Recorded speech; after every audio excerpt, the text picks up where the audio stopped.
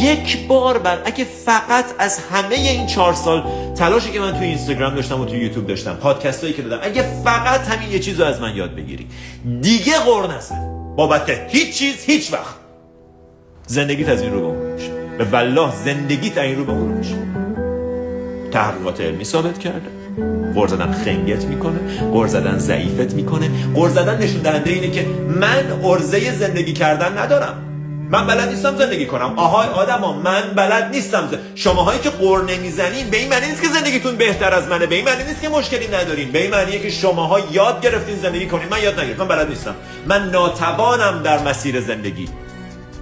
نه مشکلمو میتونم حل کنم و نه انقدر آگاهم که در موردش سکوت کنم و بپذیرمش. به جاش غر میزنم، نگتیویتی پخش میکنم. بفرمایید این گنده بو مال من از طرف من به شما. ببین چه خبره در مورد مسائل اقتصادی سیاسی. بعضی موقع مهمونیای ما بو گند غر میده، همه نشستن دور هم دارن از شرایط اقتصادی و سیاسی و همه ماشاءالله وضع خوب پولدار، پلومرغ رو میزه و تاچین رو میزه و سالاد خوشمزه و ظرف آجیل و میوه رو میزه، ولی همه دارن غر میزنن.